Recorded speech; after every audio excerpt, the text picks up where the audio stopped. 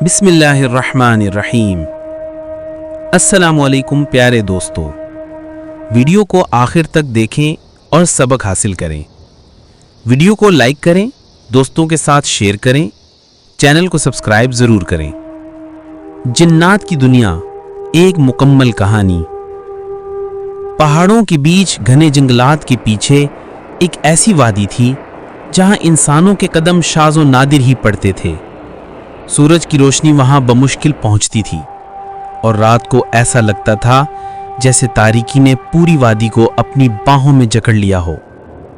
इसी वादी को लोग वादी सहर के नाम से जानते थे।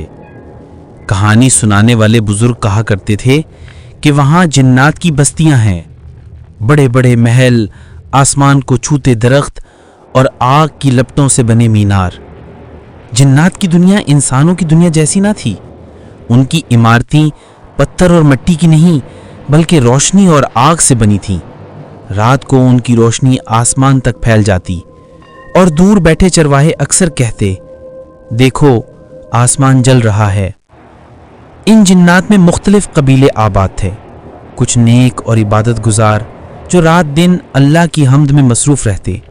वो कुरान की तिलावत करते, दरिया के किनारे बैठकर जिक्र करते और अपने बच्चों को नेकी सिखाते। मगर दूसरी तरफ कुछ ऐसे भी जिन थे जो सरकश और शैतानी राहों पर गामजन थे। वो इंसानों को बहकाने, उनके दिलों में वसवसे डालने और उनकी जिंदगियों को परेशान करने में लगे रहते। कहा जाता है कि जिन्नात की बादशाहत एक अजीम जिन शमस बिन काबिर के हाथ में थी। उसके सर पर आग का ताज और जिस्म पर धुएं का लिबास होता।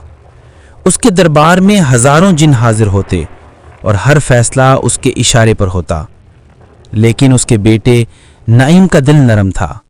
वो अक्सर अपने वालिद से कहता, ए अब्बाजान, हम जिन्नात को इंसानों का दुश्मन क्यों बनाया गया है?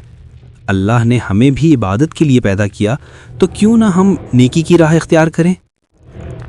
शामिस अपने बेटे की ये बात सुनकर खामोश हो जाता, लेकिन उसके दिल में डर था कि अगर पूरा कबीला नेकी की तरफ माइल हो गया तो उसकी बादशाहत कमज़ोर पड़ जाएगी।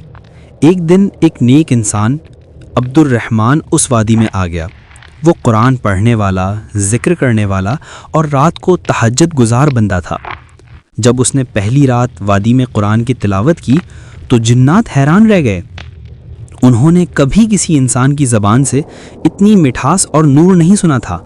नाइम अपने साथियों को लेकर उसके करीब आया और आजिज़ी से कहा, ए बंदे खुदा, क्या हम भी ये कलाम सुन सकते हैं?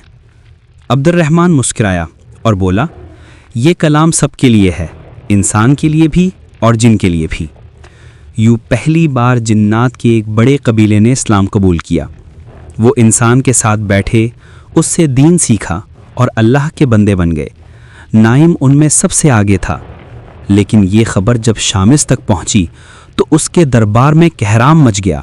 उसने अपने लश्कर को जमा किया और कहा, मैं किसी को अपने तख्त के मुकाबले में नहीं देख सकता। अगर ये इंसान जिंदा रहा तो हमारी ताकत ख़त्म हो जाएगी। लेकिन कुदरत का फैसला कुछ और था। एक रात शामिस ने अब्दुर्रहमान को पकड़ने के लिए अपने जिन भेजे।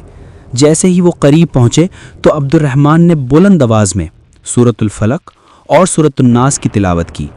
फ़ौरन आसमान से रोशनी की एक लपट उतर आई और सारा जंगल लरज़ उठा। जिन्नात खौफ से ज़मीन पर गिर पड़े।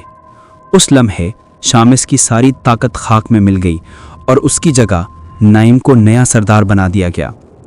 नाइम ने अपने कबीले को ऐलान किया, अब से हमारी दुनिया अल्लाह की इताअत में होगी।